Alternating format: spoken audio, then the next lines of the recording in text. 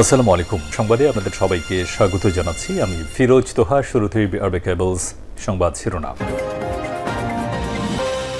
বাংলাদেশের সর্বশেষ গুরুত্বপূর্ণ আপডেট সংবাদে আপনাকে স্বাগত। শুরুতেই সংবাদ শিরোনাম, পরে বিস্তারিত। শুরুতেই জানিয়ে দিব, প্রধান বিচারপতির বাসভবনে হামলা।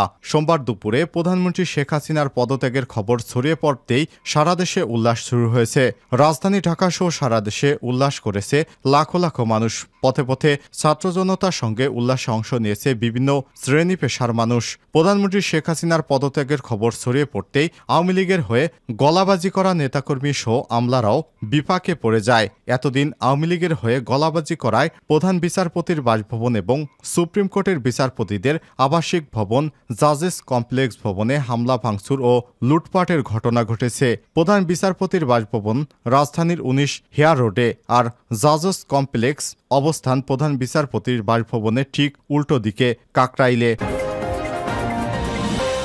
এরপর জানিয়ে দিব, শ্রীমঙ্গলে কৃষিমন্ত্রীর বাসভবনে হামলা, থানা ঘেরাও। শ্রীমঙ্গলে শেখ হাসিনার পদত্যাগের খবর ছড়িয়ে পড়ার পর হাজার হাজার ছাত্র জনতা মিছিল নিয়ে আনন্দ মিছিল করতে থাকে। সোমবার শহরের চৌমুহনী এলাকায় এই আনন্দ মিছিল করেন তারা। তারপরে সেই মিছিল থেকে শত শত লোকজন থানার সামনে গিয়ে ইটপাটকেল নিক্ষেপ করতে থাকে। এক পর্যায়ে থানা ঘেরাও করে ভেতরে ঢোকার চেষ্টা করে। এ সময় পুলিশ কয়েক রাউন্ড গুলি চালালে এতে কয়েকজন আহত হয় খবর পাওয়া গেছে। পরে সেনাবাহিনী এসে তাদের শান্ত করার চেষ্টা করে। এ সময় মিছিল থেকে কিছু লোকজন শহরের মিশন রোডে কৃষিমন্ত্রী অধ্যাপক ডক্টর আব্দুস শহীদের বাসভবনে হামলা চালিয়ে বাসার গেট, চেয়ার ভাঙচুর এবং মোটরসাইকেলে আগুন জ্বালিয়ে দেয়। পরে শহরে আওয়ামী লীগের নেতাদের মালিকানাধীন বিভিন্ন ব্যবসা প্রতিষ্ঠান এবং বাসাবাড়িতে হামলা ও ভাঙচুর করা হয়। এরপর জানাবো, পুলিশ সদর দপ্তরে আগুন। রাজধানী ঢাকার গুলিস্তান পুলিশ সদর দপ্তর ভবনে হামলা চালিয়েছে দুর্বৃত্তরা। এছাড়াও দক্ষিণ সিটি কর্পোরেশন ডিএনসিসি ভবনে আগুন দেওয়ার খবর পাওয়া গেছে। জানিয়ে দিব, আগামীকাল থেকে সমস্ত অধীনস্থ আদালত, বুধবার থেকে চলবে সুপ্রিম কোর্ট। আগামীকাল মঙ্গলবার থেকে সারা দেশে অধীনস্থ আদালতের বিচার কাজ চলবে। বুধবার থেকে সুপ্রিম কোর্টের আপিল এবং হাইকোর্ট বিভাগের বিচার কাজও চলবে। জানিয়ে দিব, চুয়াডাঙ্গায় আওয়ামী লীগের অফিস সহ বিভিন্ন স্থাপনায় হামলা, ভাঙচুর, আগুন। চুয়াডাঙ্গা জেলা শহর জুড়ে ভাঙচুর এবং আগুন চলছে। জেলা শহরের ৫০-এর বেশি স্থাপনায় হামলা এবং অগ্নিসংযোগের ঘটনা ঘটেছে। পুরো শহরে আওয়ামী লীগ নেতাদের বাড়ি এবং বিভিন্ন স্থাপনায় দাউ দাউ করে জ্বলছে আগুন। বেলা ৩টার পর থেকে বিক্ষুব্ধ জনতা ভাঙচুর এবং অগ্নিসংযোগ করতে থাকে। জেলা আওয়ামী লীগের অফিসে তালা ভেঙে ভাঙচুরের পর আগুন ধরিয়ে দেওয়া হয়। পরে জেলা আওয়ামী লীগের সভাপতি, চুয়াডাঙ্গা ১ আসনের এমপির বাসভবন এবং তার ছোট ভাই আওয়ামী লীগ নেতা রিয়াজুল ইসলাম জোয়াদ্দার ও ভাতিজা জেলা ছাত্রলীগের সাবেক সভাপতি অনেক জোয়াদ্দারের বাড়িতে হামলা চালায় বিক্ষুব্ধ জনতা। এবং সর্বশেষ জানিয়ে দিব, শেখ হাসিনার পতনের পর মুখ খুললেন ডক্টর ইউনূস। ছাত্র জনতার জয়কে দ্বিতীয় স্বাধীনতা বলে আখ্যায়িত করেছেন শান্তিতে নোবেল বিজয়ী, পুরস্কার বিজয়ী একমাত্র বাংলাদেশি প্রফেসর ডক্টর মোহাম্মদ ইউনূস। সোমবার শেখ হাসিনার পদত্যাগ করে পালানোর পর তিনি ভারতের দ্য প্রিন্টকে দেওয়া এক সাক্ষাৎকারে সব কথা বলেন। প্রিয় দর্শক, এতক্ষণ শুনছিলেন সংবাদ শিরোনাম, এবারে বিস্তারিত।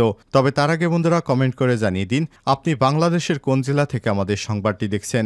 কমেন্ট করে জানিয়ে দিন আপনার এলাকার পরিস্থিতি। আর বন্ধুরা, আপনি যদি আমাদের চ্যানেলে নতুন হয়ে থাকেন, সংবাদটি দেখতে দেখতে চ্যানেলটি সাবস্ক্রাইব করে রাখুন, যাতে করে আমাদের পরবর্তী লেটেস্ট আপডেট সংবাদগুলো সবার আগে আপনার কাছে পৌঁছে যায়। এবারে বিস্তারিত। প্রধান বিচারপতির বাসভবনে হামলা। সোমবার দুপুরে প্রধানমন্ত্রী শেখ হাসিনার দেশত্যাগের খবর ছড়িয়ে পড়ে। তারপরই সারা দেশে উল্লাস শুরু হয়।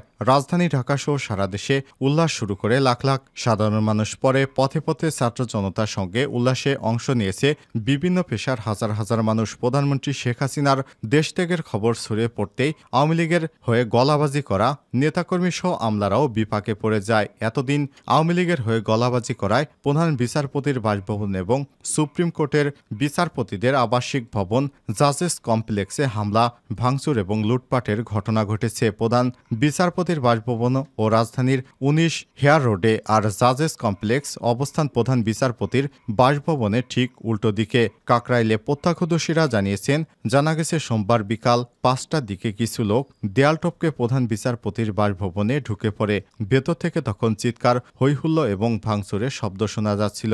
কয়েকজনকে প্রধান বিচারপতির বাসভবনে থাকা বিভিন্ন আসবাবপত্র এবং বিভিন্ন জিনিসপত্র নিয়ে বেরিয়ে আসতে দেখেছে অনেকেই। এই ঘটনা ঘটেছে প্রধান বিচারপতির বাসভবনের ঠিক উল্টো দিকে কাকরাইলের জাজেস কমপ্লেক্সে।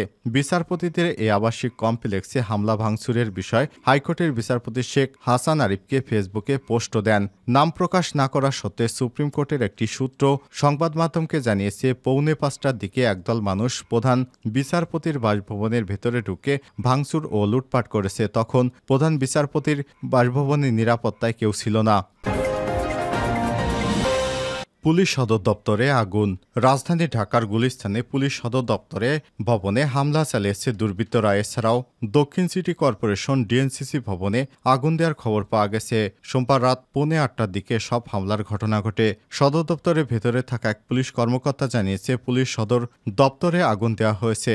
দায়িত্বে থাকা পুলিশ সদস্যরা জীবন বাঁচাতে দেয়াল টপকে পালাচ্ছেন। এ সময় তিনি সেনাবাহিনীর সহযোগিতা কামনা করেছেন। তবে এই মুহূর্তে পুলিশ সদর দপ্তরে আইজিপি আব্দুল আল মামুন উপস্থিত নেই বলে জানা গেছে। প্রসঙ্গত, বৈষম্য বিরোধী ছাত্র আন্দোলনের ডাকা মার্চ টু ঢাকা কর্মসূচিতে ঢাকায় হাজারো ছাত্র জনতার ঢল নামে। এই উদ্ভূত পরিস্থিতিতে প্রধানমন্ত্রীর পদ থেকে পদত্যাগ করে দেশ ছেড়ে পালিয়ে যায় শেখ হাসিনা। দুপুরে একটি সামরিক হেলিকপ্টারে চড়ে ভারতের উদ্দেশ্যে রওনা দেন তিনি। খবরে সারা দেশে আনন্দ উল্লাসে মাতেন সাধারণ ছাত্র জনতা এবং সাধারণ মানুষ। এরপর দেশের বিভিন্ন জায়গায় থানা এবং সরকারি অফিস ভবনে অগ্নিসংযোগের খবর পাওয়া যাচ্ছে। আজ থেকে অধীনস্থ আদালত চলবে, বুধবার থেকে চলবে সুপ্রিম কোর্ট। আজ মঙ্গলবার থেকে সারা দেশের অধীনস্থ আদালতের বিচার কাজ চলবে। বুধবার থেকে সুপ্রিম কোর্টের আপিল এবং হাইকোর্ট বিভাগের বিচার কার্য চলবে। সোমবার রাতে সুপ্রিম কোর্টের স্পেশাল অফিসার মোয়াজ্জেম হোসেন এসব তথ্য সংবাদ মাধ্যমকে জানিয়েছেন। এর আগে রাতে এক বার্তায় মঙ্গলবার থেকে সব সরকারি অফিস ও শিক্ষা প্রতিষ্ঠান খোলা থাকবে বলে জানিয়েছে আন্তঃবাহিনী জনসংযোগ পরিদপ্তর আইএসপিআর জানায়, আজ রাত 12টা থেকে মঙ্গলবার ভোর 6টা পর্যন্ত কারফিউ বলবৎ থাকবে।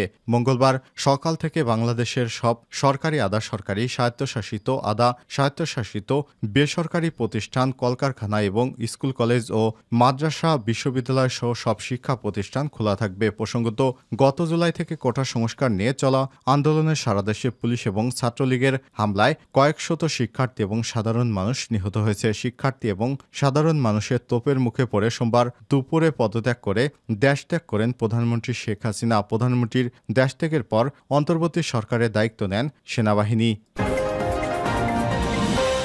চুয়াডাঙ্গায় আওয়ামী লীগের অফিসসহ বিভিন্ন স্থাপনায় হামলা, ভাঙচুর, আগুন। চুয়াডাঙ্গার জেলা শহর জুড়ে ভাঙচুর এবং আগুন জ্বলছে।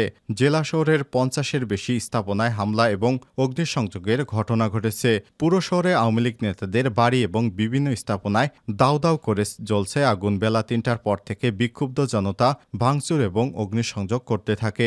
জেলা আওয়ামী লীগের অফিসের তালা ভেঙে ভাঙচুরের পর আগুন ধরে দেওয়া হয়। পরে জেলা আওয়ামী লীগের সভাপতি, চুয়াডাঙ্গা আসনের এমপির বাসভবন এবং তার ছোট ভাই আওয়ামী লীগ নেতা রিয়াজুল ইসলাম জোয়ারদার এবং ভাতিজা জেলা ছাত্রলীগের সাবেক সভাপতি অনেক জোয়ারদারের বাড়িতে হামলা চালায় বিক্ষুব্ধ জনতা।